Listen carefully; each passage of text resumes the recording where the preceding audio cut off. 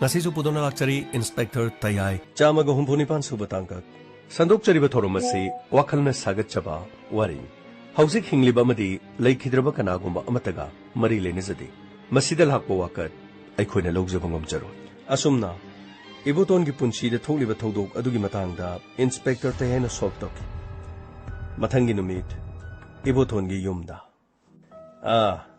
tomba nangsu ꯑꯩꯒꯤꯗꯃꯛꯇ ꯍꯟꯗꯛꯇꯤ ꯋꯥꯕꯤꯗꯅ ꯃꯐꯝ ꯑꯁꯤꯗ ꯌꯥꯝꯅ ꯀꯨꯏꯅ ꯂꯩꯔꯦꯀꯣ ꯑꯗꯣ ꯏꯟꯁꯥꯡ ꯑꯍꯥꯎꯕ ꯑꯃ ꯆꯥꯃꯤꯟꯅꯔꯒ ꯏꯅꯥꯎꯒꯤꯁꯨ ꯊꯕꯛ ꯌꯥꯝꯅ ꯂꯩꯔꯝꯒꯅꯤ ꯏꯅꯥꯎꯅ ꯃꯐꯝ ꯑꯁꯤꯗ ꯂꯩꯊꯣꯏꯗꯨꯕꯨ ꯌꯨꯝꯗ ꯏꯅꯥꯎꯅꯨꯄꯤꯅ ꯋꯥꯊꯣꯛꯑꯝꯃꯣꯏꯗ꯭ꯔꯅꯦ ꯍꯦꯔꯥ ꯇꯥꯗ ꯑꯗꯨꯒꯤꯗꯤ ꯀꯔꯤꯝꯇ ꯈꯟꯕꯤꯔꯨꯅꯨꯗ ꯅꯅꯥꯎꯅꯨꯄꯤꯗꯒꯤ ꯑꯌꯥꯕ ꯂꯧꯒꯗꯕ ꯅꯠꯇꯦꯗ ꯃꯗꯨꯒꯤꯗꯃꯛ ꯑꯩꯅ ꯇꯧꯔꯤꯕꯁꯤꯗ ꯃꯍꯥꯛꯅ ꯑꯩꯈꯣꯏ ꯅꯨꯄꯥꯁꯤꯅ ꯇꯧꯔꯤꯕꯁꯤ ꯌꯥꯏꯅ ꯍꯥꯏꯕꯗꯨ ꯃꯥꯅ ꯈꯟꯒꯗꯕ ꯅꯠꯇ꯭ꯔꯣ ꯃꯥꯅ ꯌꯥꯅꯕ ꯆꯠꯂꯗꯤ ꯑꯩꯁꯨ ꯇꯥꯏꯕꯇꯣꯟꯒꯤ ꯏꯆꯥꯅꯨꯄꯥꯁꯤꯡꯅ ꯄꯪꯊꯈꯤꯕ ꯇꯪꯈꯥꯏ ꯁꯤꯕꯗꯣ ꯑꯩ ꯑꯃꯨꯛ ꯁꯤꯔꯣꯏꯗ꯭ꯔꯣ ꯑꯗꯨꯒꯤ ꯋꯥ ꯅꯠꯇꯦꯗ ꯏꯕꯨꯡꯉꯣ ꯌꯨꯝ ꯑꯃꯗ ꯅꯨꯄꯤ ꯑꯃ ꯂꯩꯕ ꯑꯗꯨꯒꯅꯦ ꯅꯨꯄꯥ ꯑꯃ ꯂꯩꯕ ꯍꯥꯏꯕꯁꯦ ꯑꯃꯒ ꯑꯃꯒ ꯄꯥꯎ ꯐꯥꯎꯅꯒꯗꯕꯅꯤ ꯄꯥꯎ ꯐꯥꯎꯅꯗꯕ ꯃꯇꯝ ꯑꯗꯨꯗ ꯇꯣꯉꯥꯟ ꯇꯣꯉꯥꯟꯕ ꯊꯣꯛꯅꯤꯡꯗꯕ ꯊꯧꯗꯣꯛ ꯀꯌꯥ ꯊꯣꯛꯂꯛꯏꯅꯤ ꯄꯥꯎꯗꯤ ꯐꯥꯎꯅꯒꯗꯕꯅꯤ ꯍꯥꯏꯅꯒꯗꯕꯅꯤ ꯃꯁꯤꯗꯤ ꯅꯨꯄꯤꯅ ꯉꯝꯕ ꯅꯨꯄꯥꯅ ꯉꯝꯕ ꯍꯥꯏꯕꯗꯨꯒꯤ ꯋꯥꯐꯝꯁꯨ ꯂꯩꯇꯦꯗ ꯌꯥꯝꯅ ꯅꯨꯡꯉꯥꯏꯔꯦ ꯅꯈꯣꯏꯅ ꯑꯩꯒꯤꯗꯃꯛꯇ ꯁꯤꯟꯕꯤꯗꯅꯅꯦ ꯑꯩꯒꯤ ꯄꯨꯟꯁꯤꯗ ꯑꯅꯧꯕ ꯌꯦꯅꯤꯡ ꯑꯃ ꯆꯣꯡꯍꯜꯂꯦꯗꯅ ꯏꯇꯥꯎ ꯇꯣꯝꯕ ꯆꯦ ꯆꯥꯡ ꯀꯔꯤ ꯀꯔꯤꯗꯣ ꯂꯣꯏꯅꯃꯛ ꯂꯧꯔꯣꯡꯁꯪꯗꯒꯤ ꯂꯣꯏꯅ ꯑꯩꯅ ꯄꯨꯔ ꯂꯥꯛꯑꯕꯅꯤ ꯑꯩꯗꯤ ꯀꯣꯟꯅ ꯑꯗꯨꯝ ꯇꯧꯁꯦ ꯍꯥꯏꯕꯅꯤ ꯑꯗꯨꯕꯨ ꯑꯁ ꯑꯩꯈꯣꯏ ꯇꯥꯏꯕꯇꯣꯟꯁꯤꯗ ꯀꯔꯤꯅꯣ ꯑꯩꯕꯨ ꯊꯥꯖꯔꯤꯕ꯭ꯔꯥ ꯊꯥꯖꯗ꯭ꯔꯤꯕ꯭ꯔꯥ ꯀꯔꯤꯅꯣ ꯁꯤꯗ ꯂꯣꯏ ꯂꯩꯔꯦ ꯆꯦꯁꯤꯡ ꯑꯗꯣ ꯁꯤꯗꯩꯗ ꯇꯥꯏꯕꯇꯣꯟꯅ ꯁꯣꯏ ꯈꯔ ꯇꯧꯒꯗꯕ ꯈꯔ ꯂꯩꯔꯤ ꯐꯔꯦꯗ ꯅꯥꯈꯩ ꯑꯃ ꯁꯦꯡꯗꯣꯛꯅꯕꯗꯤ ꯐꯩꯅ ꯇꯧꯕꯅꯤ ꯏꯕꯨꯡꯉꯣ ꯑꯩꯅ ꯄꯨꯔꯒ ꯆꯠꯄ ꯌꯥꯕ ꯂꯟ ꯊꯨꯝꯁꯨ ꯅꯠꯇꯦꯗ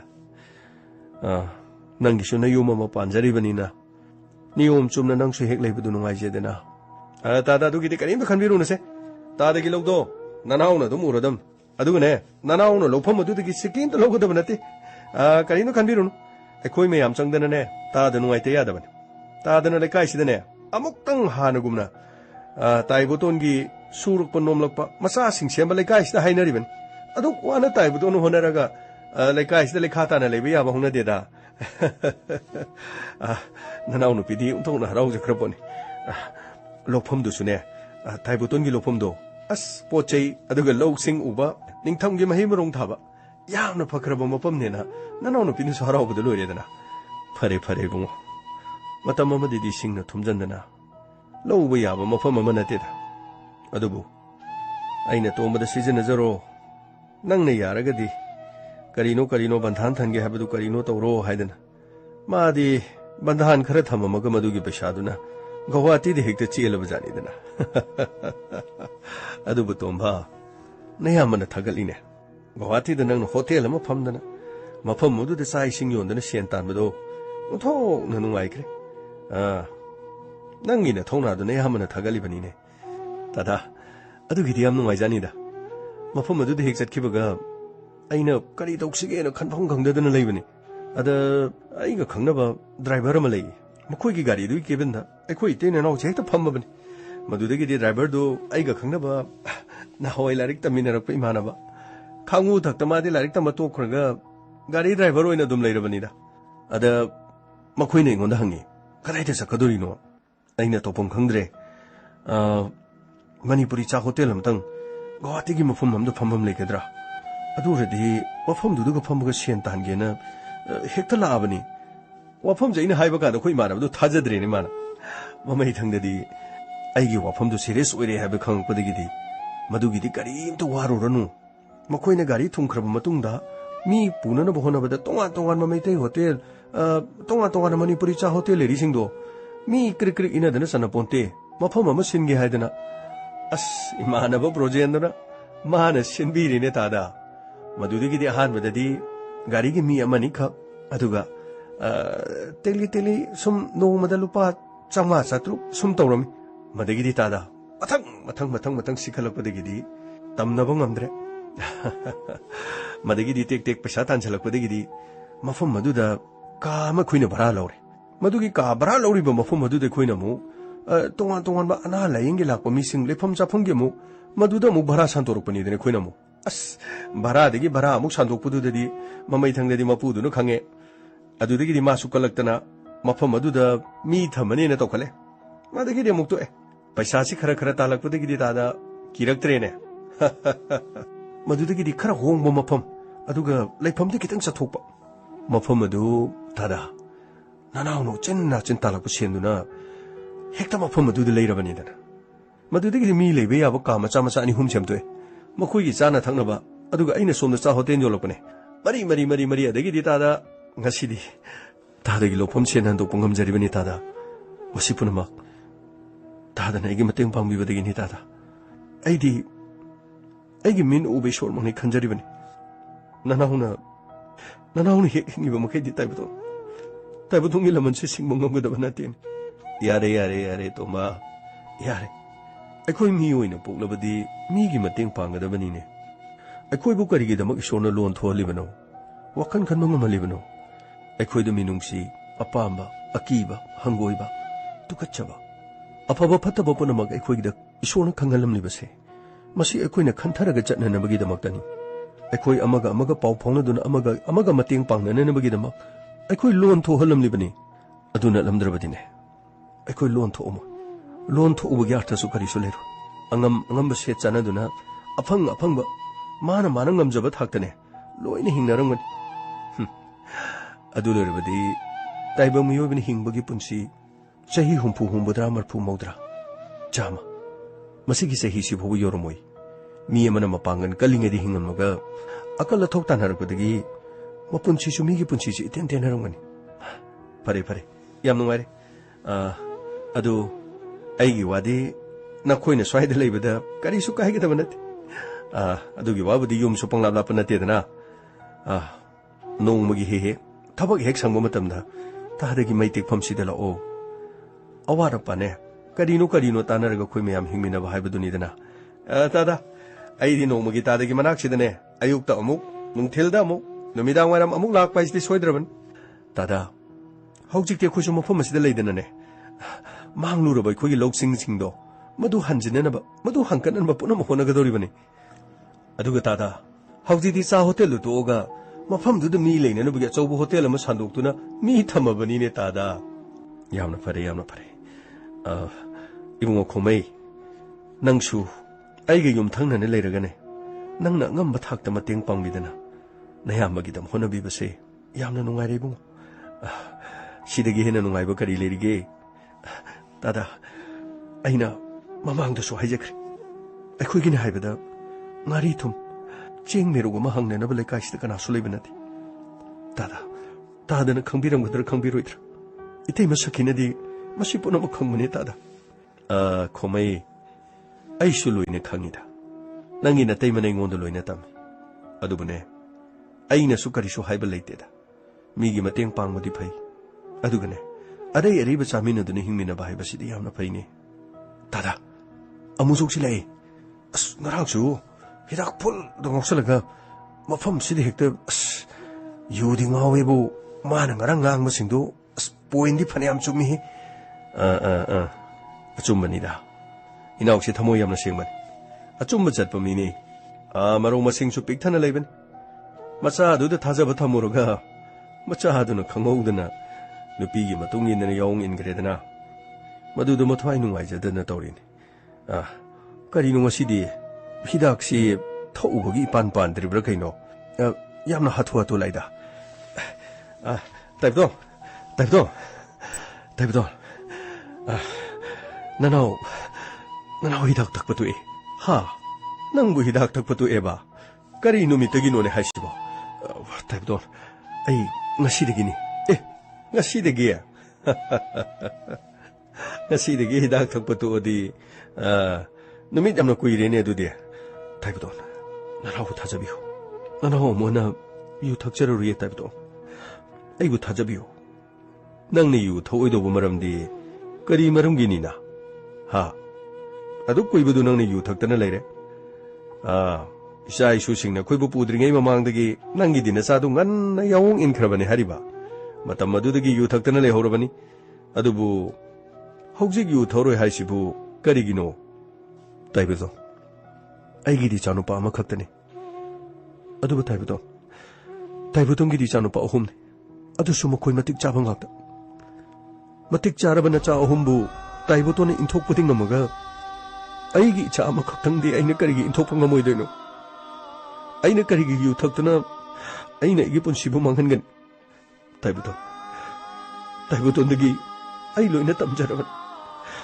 taibedo ai yu omana tharoi aigi chanupi manglembina aina ngasi yu tharoi habdo kaya marau jawi khangra icha do haraubana mamitigi mapita hawi aduga mama popigi photo do putharaga photo do konana ima akoi pabu ngasi degi yu tharoi akoi pabu ngasi degi yu tharoi photo do kolaga kapori tada ai yu tharoi tada ai icha do ai de sikrabani haina ina khanbani masigi parase taibedo ndagi aina ngarang tamjahubani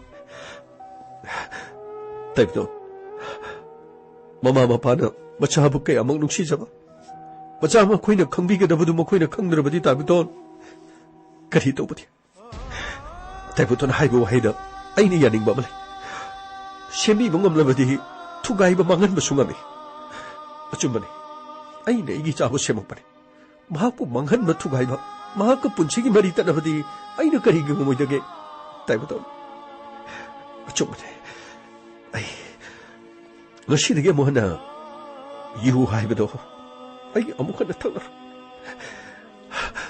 taibedo ai ngasidi ai wakhal siamna chokte taibedo ai ga maning mamangni taibedo ngaleminarisi ai taibedo ni yum sidane nongan badagi na numidang phawne taibedo gi manakta phamduna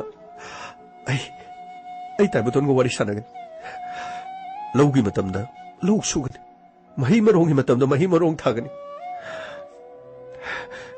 shano pise aina kaya do wahan khrab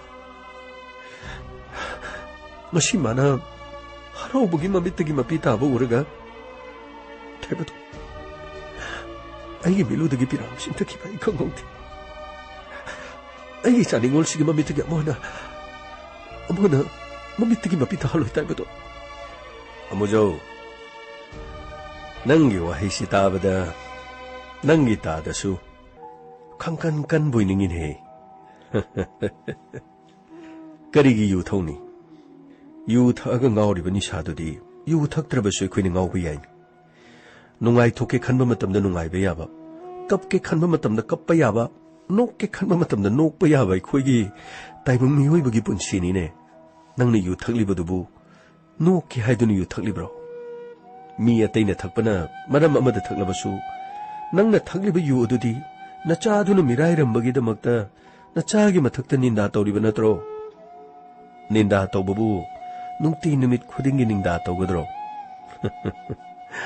se aishu ishani makhoi ahumdo karigi nungsidani loina nungsi adubu makhoida para amadi tambidaba yadaba aduga aina tambiriba parase makhoi khaktagi nate malem asida macha pogliba khudima mama mapabu thijana tobidraba mama mapabu tathi tawoina tobiraba macha singado makhoi adugi mathakta aina para ama tambiribani ngasigi macha sing matam amada soidene khoina leriba khongpham asida lakadoribani habase makhoina kauribani ne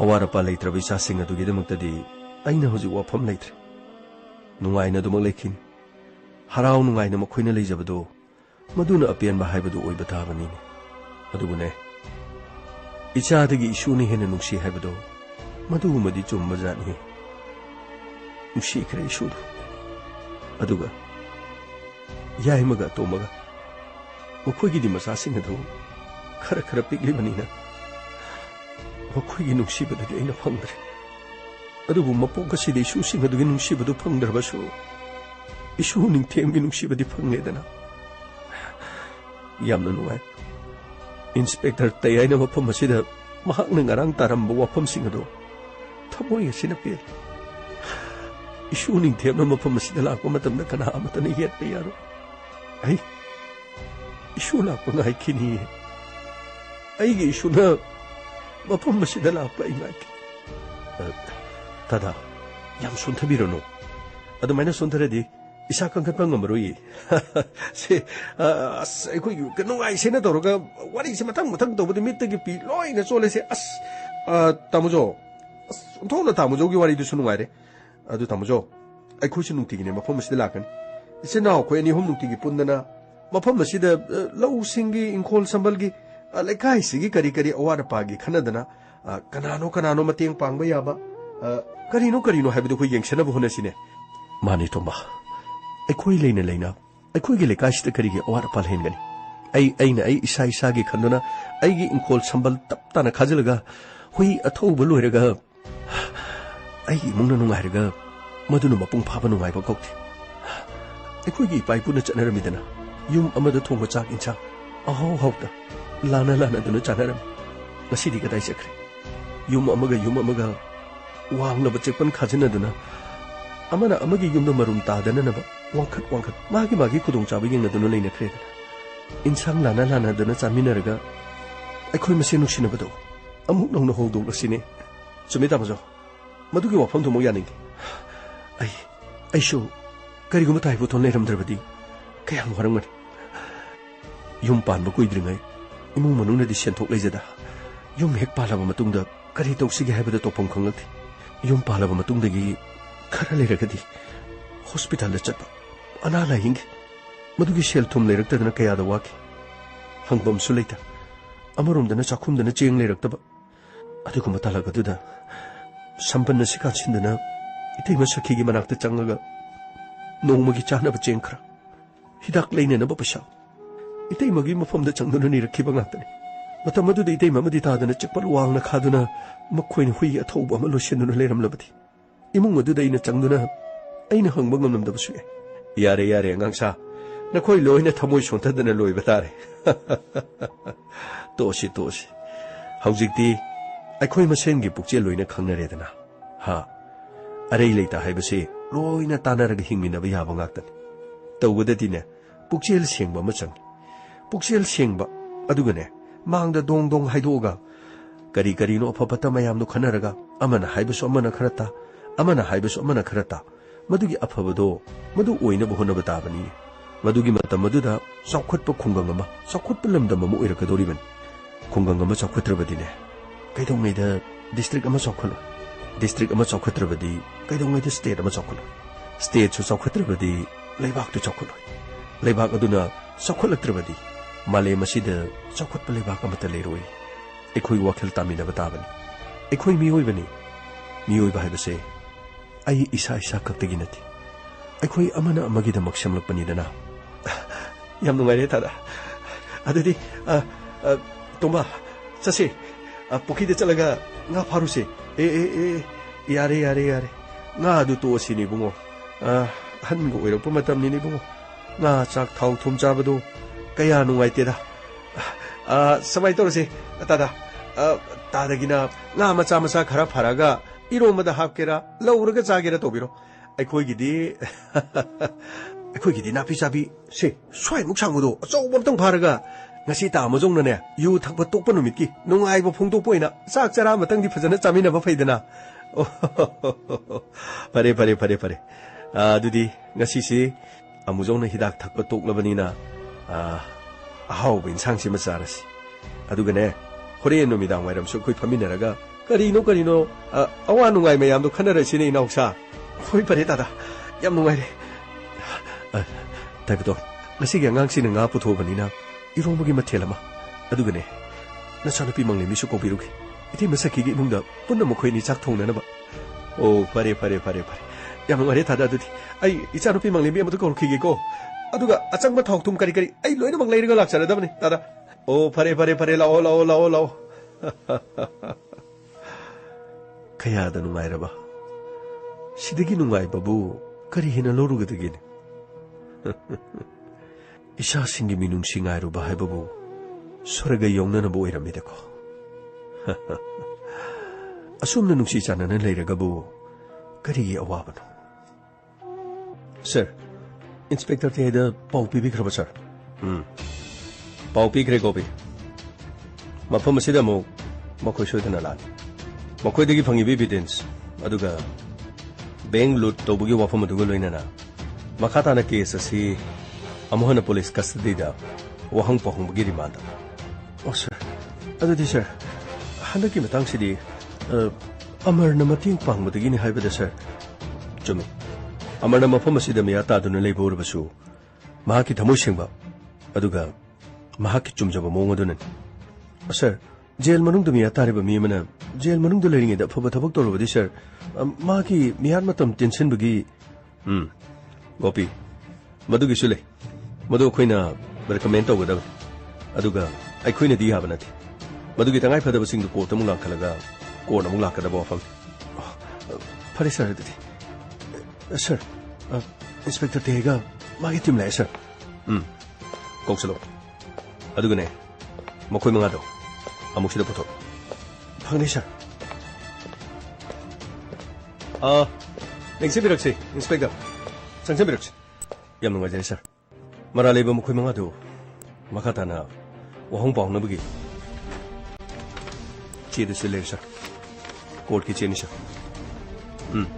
Yamangari.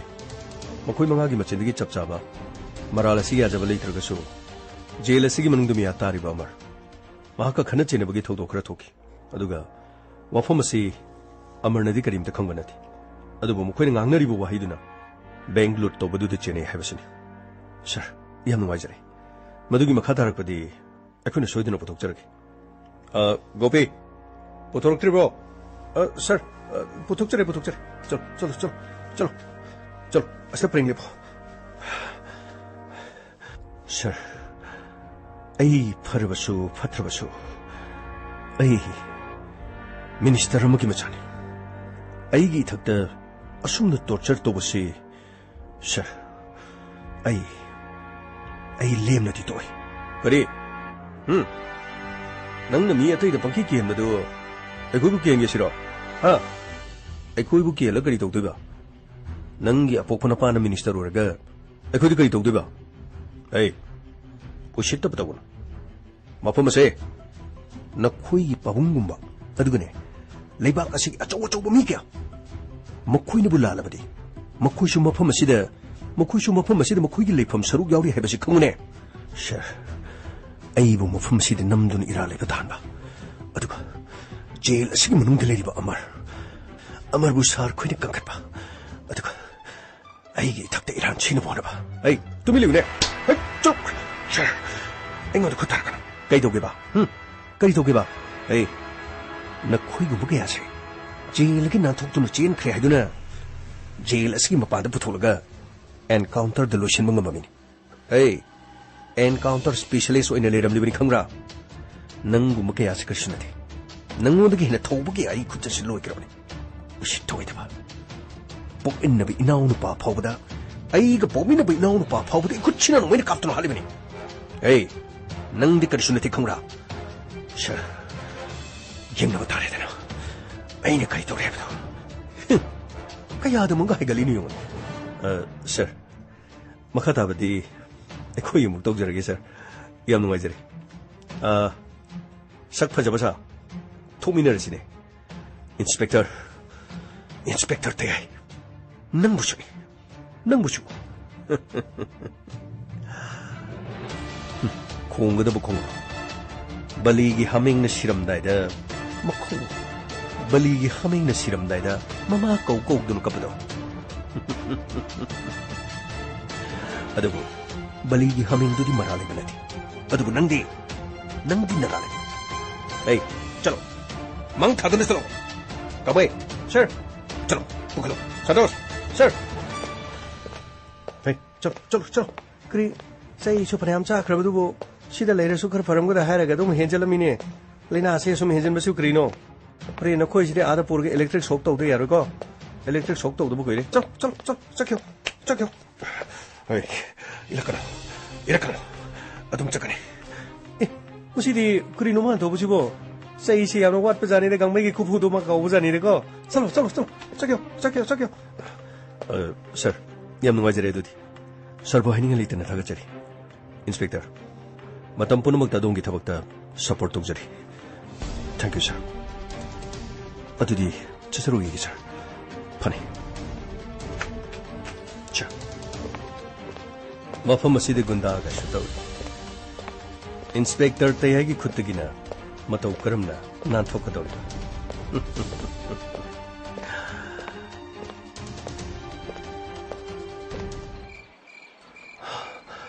मफम मसी उबददी पुंगमम ममेनी तौरिसे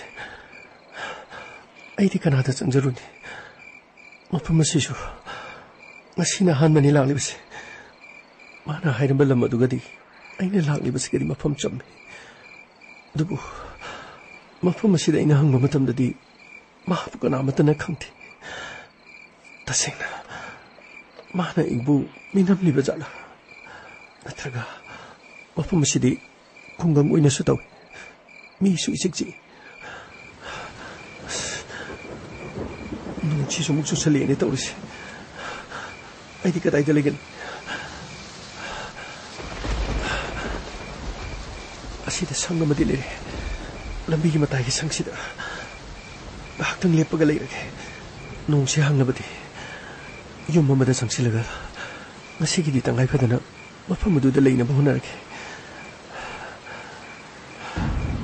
ai lai nungchi joine ngai ko gari se khamsi se asida da khamsi se as या दरे नहीं असला खामसी खामो बाइम तो खामो से तो खाम असे संगसी असे संगमले असे संगमले इस्ते खामसी से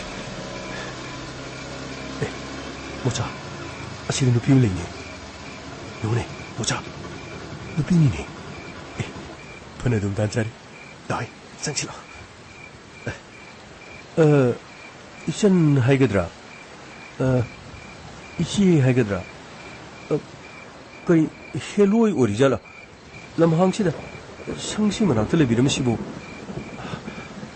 आई कसादगिनी कसादगी ए सिदा मणिपुर दि कदोरिबा आई मी अमखक थिजरपने ए मी ममिंग दि करि कौबा यानी आई अदुम थिजगे यानी नते मीरो हायरदी अखोइने खंगुइरमदी मतिंग पांगबि याइदना नत्र देबे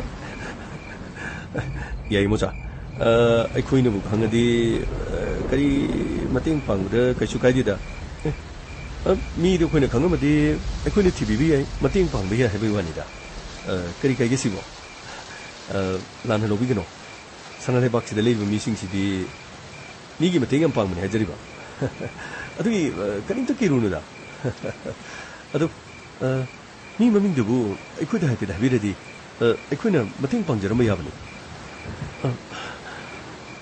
आई अदुम थिजगे यानी माना हाइरमगे मतुंगिना असिगी खुंगंसिददि चुमे अदुबु आइना लापदा मथंग मथंग गारि से तोंगोगा अदुगा खितंग थेंदोखरे आई अदुम यानी ए हजि नुमिदांसिदा नुपी मने हेक चंगगा नुपा अमगी मयुम हंगबाइदु याम नुंगाइरोइदा नत्र मोचा अखोई मतें खिता पांगजरुंगे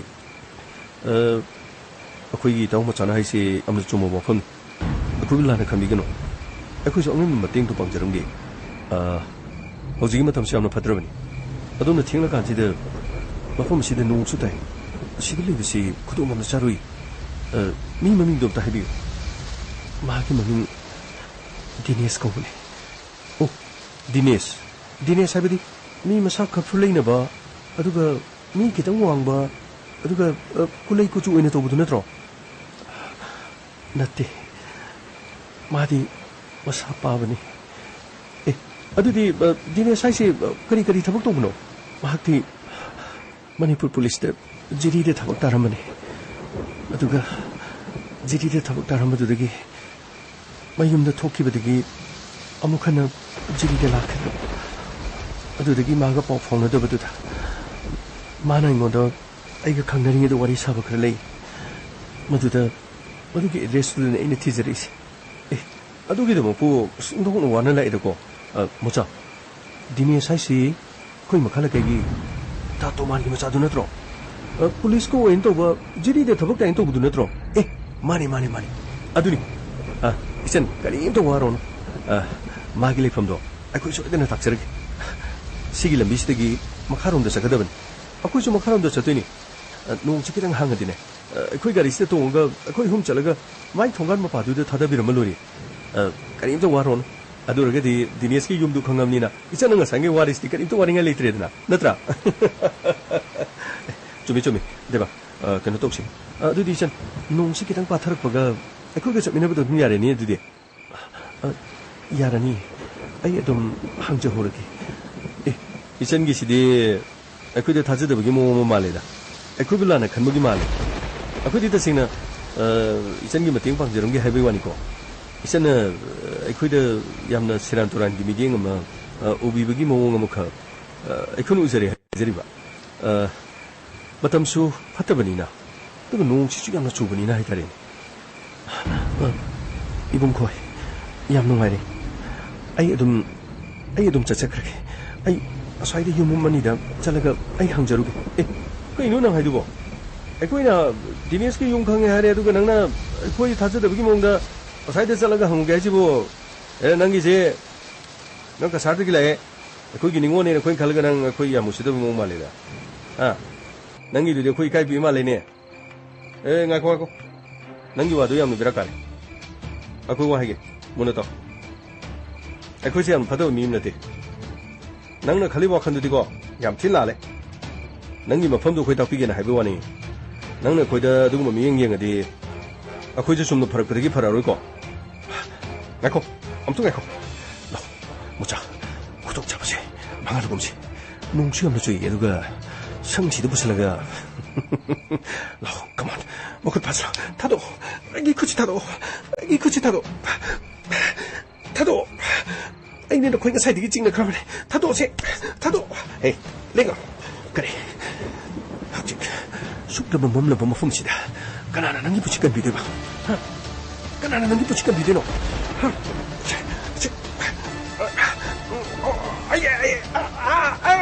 ꯈꯨꯠꯇ ꯆꯦꯟꯈ꯭ꯔꯦ ꯇꯠꯂꯣ ꯂꯧꯅꯦ ꯃꯨꯛꯇꯠꯂꯣ ꯈꯨꯠꯇ ꯆꯦꯟꯈ꯭ꯔꯦ ꯂꯧ ꯑꯁ ꯅꯣꯡꯁꯨ ꯆꯨꯏꯅꯦ ꯂꯧ ꯍꯦ ꯆꯦꯟꯈ꯭ꯔꯣ ꯉꯥꯏꯈꯣ ꯀꯅꯥ ꯂꯩꯕꯒꯦ ꯑꯩꯕꯨ ꯑꯃꯨꯛꯇ ꯀꯟꯕꯤꯌꯨ ꯀꯅꯥ ꯂꯩꯕꯒꯦ ꯑꯩꯕꯨ ꯑꯃꯨꯛꯇ ꯀꯟꯕꯤꯌꯨ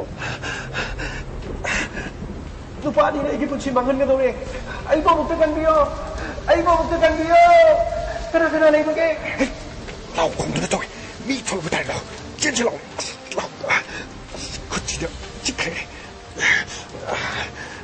ꯂꯥꯎ ꯍꯦ ꯆꯦꯟꯈ꯭ꯔꯣ ꯊꯥꯗꯣꯛꯑꯣ ꯈꯨꯠꯁꯤ ꯊꯥꯗꯣꯛꯑꯣ ꯀꯔꯤꯒꯤ ꯆꯦꯜꯂꯤ ꯑꯩꯈꯣꯏꯅ ꯐꯖꯅ ꯂꯝꯕꯤ ꯇꯥꯛꯄꯤꯒꯦ ꯍꯥꯏꯕꯁꯨ ꯌꯥꯗꯕ ꯑꯩꯈꯣꯏꯕꯨ ꯅꯪꯅ ꯁꯦꯔꯥꯟ ꯇꯨꯔꯥꯟ ꯎꯕ ꯅꯠꯇ꯭ꯔꯣ ꯑꯩꯈꯣꯏꯁꯦ ꯑꯗꯨꯒꯨꯝꯕ ꯃꯤ ꯅꯠꯇꯦꯅꯦ ꯑꯗꯨꯕꯨ ꯅꯪꯅ ꯑꯩꯈꯣꯏꯕꯨ ꯂꯥꯟꯅ ꯎꯔꯕꯅꯤ나 ꯉꯁꯤꯗꯤ ꯑꯩꯈꯣꯏꯒꯤ ꯈꯨꯠꯇꯒꯤ ꯀꯅꯥꯅ ꯀꯟꯕꯤꯒꯅꯤ ꯑꯩꯈꯣꯏꯒꯤ ꯈꯨꯠꯇꯒꯤ ꯅꯪꯕꯨ ꯀꯅꯥꯅ ꯀꯟꯕꯤꯒꯅꯤ ꯑꯗꯨꯛ ꯌꯥꯝꯅ ꯄꯨꯛꯆꯦꯜ ꯄꯤꯛꯄ ꯃꯐꯝ ꯑꯁꯤꯗꯒꯤ ꯅꯪꯕꯨ ꯀꯅꯥꯅ ꯀꯟꯕꯤꯒꯅꯤ ꯂꯥꯎ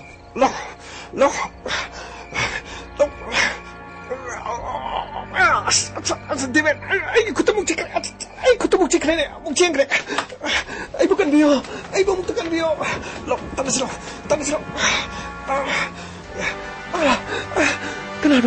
ꯀꯅꯥꯅꯣ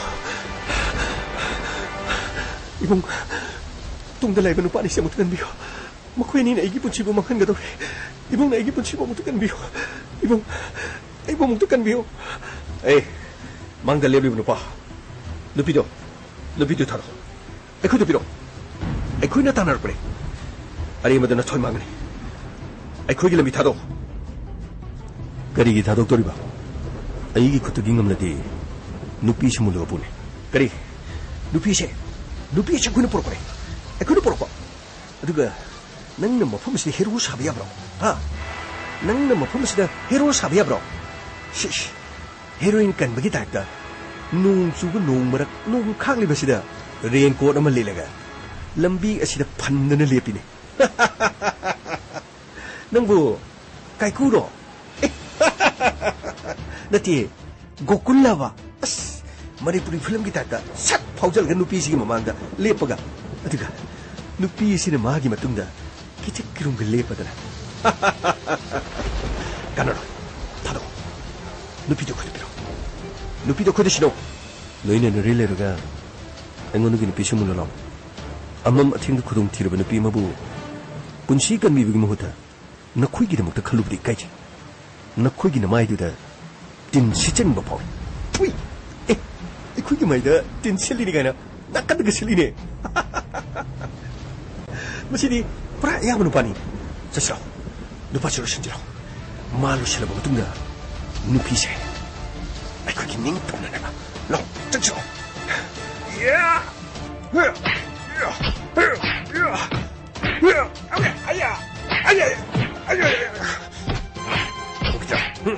거기다 뭐 두고 남도 기도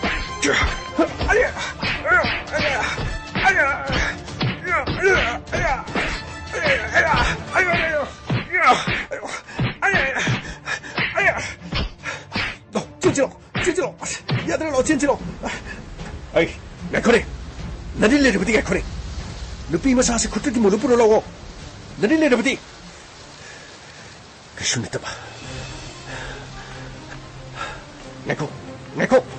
내코 찐기로 내코 아이가 따라게 너 코이 내코 따라리니 내코니 찔러질러니 찔러질러 따라리는 파시 따라리러 찔러질러 그래 가리 소두디 소 잠깐만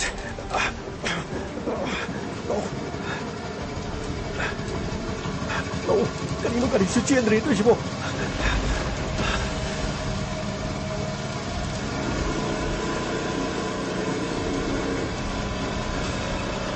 가리는 바로 MN0 1 7462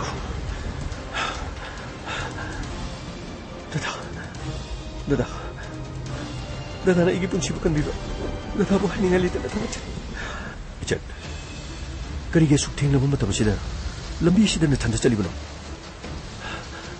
맡아면 시험나 파트러봐 미 뿌르먹시 누미당나 사 오네 해버시 이상 거기 가리면 더 강들어보 미뿐 쿠디목 마사기 오이자바다는 간누나 마사기 구동자바 이행돈을 해버시 누삐 오이비나 쿠이나 숨부터 뿌르먹다 큰거다 구동 디바 해버시 미국 아무도 톡베이 해버시쇼 나 쿠이나 그래 간비를 디바동니 마시 미국 버시다 일라 암들어버디 그리 통근이 좀 이래다 아이 가직당 탱독그리 아이슈 라브라바 무폼 마마데기 아이슈 까나곰바 마기 굴리드나 가사르데기 라키벤 나시 이봉나 아이게 부치간비 아이게 니슈고 마보고 마목보비 야마 타가차리 아두디 아이게 뭐 레이시아호르 그리 그다이다 레호고도리바 가사르데기 레이 미무기 굴리브 라포니 하레 아두가 그다이다 레호고도리바 하요 아도나 티르리바 미두 까나 아이네 티르리바시 디네스 까웨 마니푸르 폴리스다 타박 떨어마니 아두부 mayumda mahak thokibadagi amukana somda lakidre maga iga thamu sena nuksine jaban aidi kasar digi kasar karwai digi kasar bina kanti digi oh adudi nangna thiriba midugi address ti khangabra ai adusu khangjadribo aduga address su khangdraga nangna numidang si thiduisi karigino hauji su kudong thiba soiduna thokani sumai tokse 나붕구 다자르버디 나붕구 점이너시 아두가 아이를 까이기 전우피 말해 이 전우피디 이름도다 낭레요 아두가네 낭나 티리바 미드는 말하다 그나노 거리노 하비도 큰노 보너시 너 저시로 나붕구 다자더브라 그리기 다자르디노 아이게 뭐 하나 못 삐러비 봉나 아이게 바보각다 또 비럭까 아이게 막나버 또로야 해봐 강제 ay ibong mutaze. Pare, sa silaw. Welcome to the show. Nasigi nung harap ko may sidi lantok pigit ba singdi Bangalore tauba makoy mga nani. Masida araba ning tau prem amadi surdas amadi krishnadas na singba kaya marum yauraba imong manong pun na yemin na ba yadraba ihing na hing na sarba adugo makumay amo oygini. Jose, please welcome to the show. Keno kamay. Keno tayo dubo. Sorry, sir. Kare. Okay, ba? Sir, line na laser, sir. aduga ano basai su na ham kai season da sir number 10 ge number 12 ke loin jawre sir thau go loi te jar bani sir ai na khoi gi na rang matung ina na khoi gi phambum thu bacharak thu piragane nongai na jail da thongge to busu na khoi jail da le share roi dori jail da le su mi o chen ar khana ba mingon da khana ba hoba aho ring saba aduga na khoi gi apok pa na pa du minister oi haibagi khudong chaba lorga matam punamakta lepung khudimo pun khoi gi makha da thamno bhona gi khali aduga aina na handagi hangngi bo phom da nongmai amadi paisa kadai digin haibadu paisa gi lambi di khangine lerak khulak amada hang ba beng amadagi Krishnadas Surdas Ningthau Prem aduga ibungo Araba minister gi machanupa Araba napana minister urga mingondagi beng tugi sela gi hingane khali dugu namai du kai jetro mi dong no minister gi machane harga tabuk ama panghong ba tabuk ama changaga nungai na leba so pamomoine inspector ai aduguma tabuk to pamami dati tha amada lupa lising tarakun kuntra ni fu ai madu pamami dati ai gidi ipana ning thau wering gi matamda ai su mathang da ning thau wina bhona da biat lamdam asida leriba miyamdi paisa paisa da go ngatani masagi vote ki kubi gi mamaldu kit namaga masagi voting right de tun apaba mi khanbagi wakal makoi de sunglai deite madugi parado aigi ipa da ki kangi aigi pa ma ki thamoy am singba mi makam adubo ipa gi leriba lanthum sing aduna aina heng vote sijina ba yaro ai tika yamna tawri tika sing asidi ipa gi marum da ina to bangaktani masidi ki phang ko senpham sing aduga aina leiri ba gi gari sing tika da sijina riba mi apno masigi awat pa khara leibadu koknana ba beng macha makha khajik sen pugena khaluban adubu mafam madu de leiriba senpham madu di aigi darka leiba chang adu digi makhoina piba ngamgada basalaiti adubu makhoi gi bishadu di aina khuka pika padu piba ngam adubu aigi bil khar kai bi yada badagi makhoi gi beng ki bishadu aigi marup sing si season adana ina lokhi bagi wa khaktani aduga angang phabagi didi aduna gamdoba angang pharaga ransom tan ye toba aduga migi mungdu da pesa demand tori didi inspector madusu topam topan lumdu masida dum chatnari dana aikho su madugi khudong chabadu lorga kutta money pairabadi power pairabadi lamdam masigi ning thau oh pesa pairaga lamdam asigi miyam si vote loine legani sin mani mudu ina to godoriba lamdam asigi miyam singdi masagi vote ki mamal khangdaba aduka makut lupa lising ani pikradi sirasu yare sin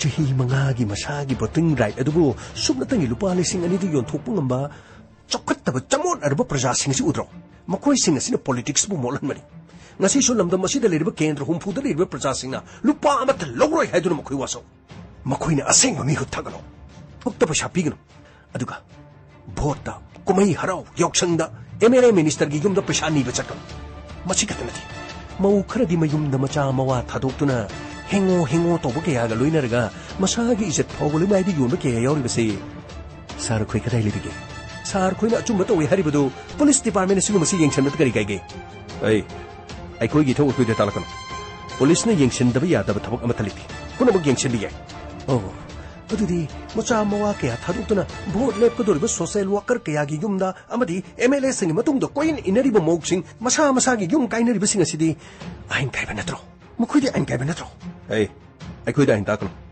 lamdam asigi praja sing na masa gi voting right joli habdo ai sigai adubu vote lep lak libasing aduna pi da badi kare gai vote lep lak libasing mayam aduna masa gi ojaba phangnana bagi da makoina sumi ho hali banatro chara helinge de mang de WT thamamadi chope habduni praja sing de ning bathung da bani aphang sing du chana honar patabani piri butu kanano sir adudi lawri butu kanano lawri butu praja piri butu masagi ojaba thirba sing adu nang na khali ba manglana de thung la roni hawjiti kaisum sang de leiba tabani hey gawe sir fudo maning mamang otholaga hayeng ay phuba masana maral yadri ba phau phogadabni phagni sir adugi de kari suwar no sir akoi hauzarage sir kasigi kumai stay yam nungai gani sir ayeng mami sumit tagi I ta gani sir krip to we ha jai shin wai ba kamai gi jai shin wai ba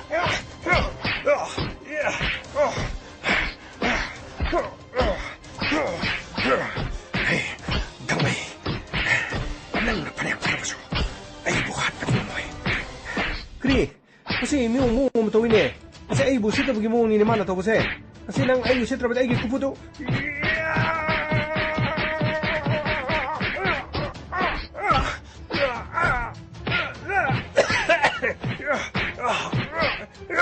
Kantoy. Gangmei ito susit na basay ni. Ito ga is. Krino, ina hatpadi nga mo ikay na krino mana haibdo. Hoy. Nang sarada hayri ka gari tongan sira. Nang ehing de gari tongira. Ehing de gari tongan din ang signi hay. Ako'y gari tongan mo malay ko. Nang signi. Hay, Pisag. Ako'y kray de bro. Sa tos na ko'y mo lao ni. As kudang si sida rin ni. As, masi, karadikan ba mi wabza ni. Pisag, ako'y mo puro lao ni. Adino, may nang chu uber ki ira bro ayeng jail degi to oraga mana mula ambida pu orakani haina ki idira ba adu ina teda krino nang sei nga mo se dom nang praktor adu ngang nang le se nang su sai su pai se nang on hena wang ni ko sai do adu pai ra ga mu phu gyo ko pai le te ai ngak to mo potha gi nang war ge ngo mo hai ko okay. Yeah.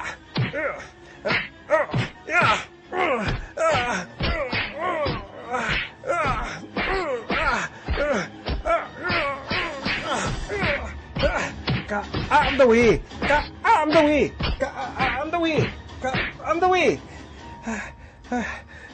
Ma asigi ka ang busidi pu obada wa adi adu kamdoe adana na ingon haibdo mokoi maron sengdri phawri phu haibani ko sing haire phu ki damni khangteda tawrisi sumaina mokoi phataba singje phu ga kunsi se dum loi ga dori brakari no khandeda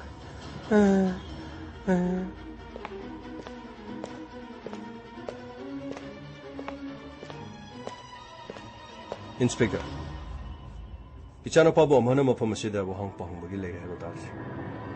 Amhana mahapu wahang pahangmagi maramsi kari maramginena ai khangjaba yagadra. Sir. Adongi Ichanopasi mahaki masada fangiba pasadu kadaidagino hayo haiba yadi. Aduga sir. Nongmai amasu fang. Nongmai asisu mahaki license ga naduga nongmai siga chanatri. Madugi matakte yamliba senpham asi ngasidagi matam kharagi mamangda Lekai khunggang amada hangba bank amadagi makhoi yamna laina overpower torga bank adudagi lokhiba paisa senpham sing adu makhoi masa na jail manung duwari sanabadagi khang aduna bank amasu lut tobda dongi chanu pachenari inspector lalabadi aranbagi chera khompantu aigi chanu pawrebasu aina maduda kankhaniga leti adubu inspector Shinna Bamanba, Shimjin Bamanba, Kariguma Thong Karadi Ain Wing. Sir, Madugi Wapomdo, Inspector, Ayuanga Moloido. Jail Adugi Manung the Labor, Anganga Mahal.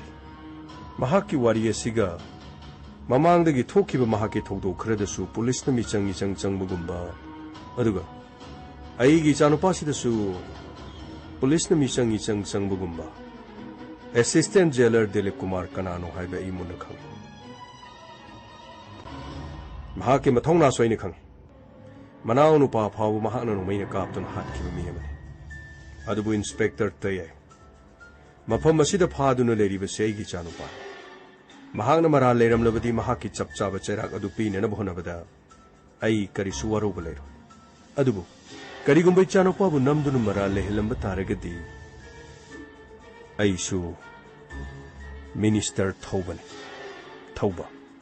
Arabagi Mapa Pare Aicha Charuki Sir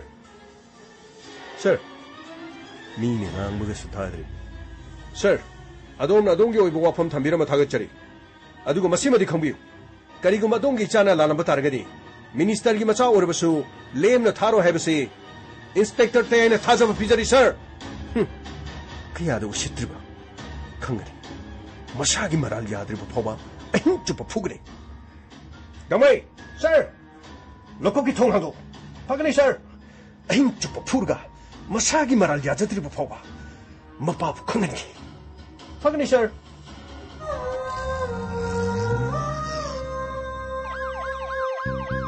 लाकले लाकले inspector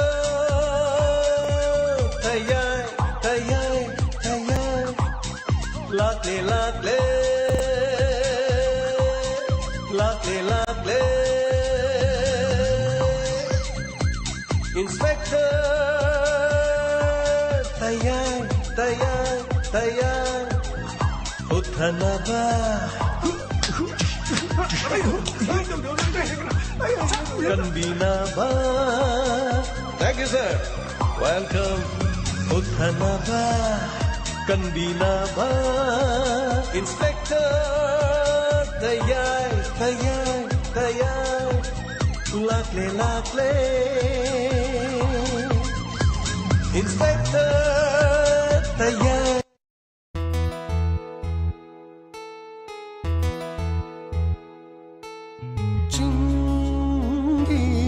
Leirang lay nung si malamgi sahum kalakle chingi leirang lay nung si malamgi sahum kalakle lotaro tha moida lona chikna tum lotaro tha moida lona chikna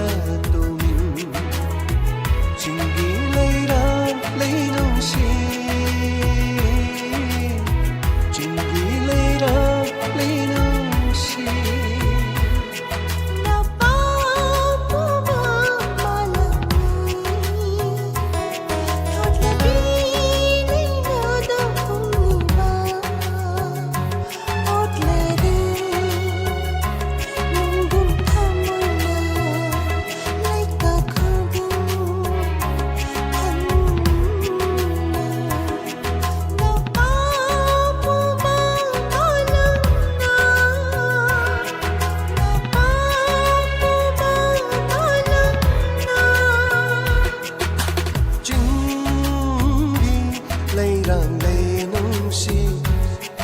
Malangi sahum talakle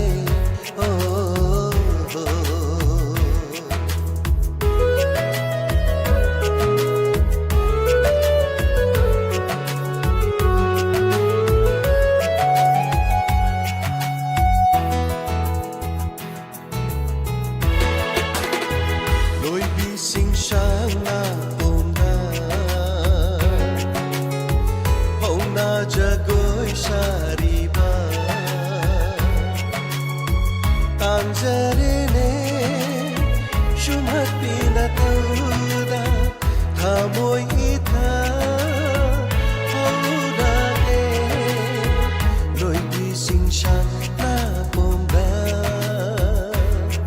Na pomda Na pomda Lakle tara manani mera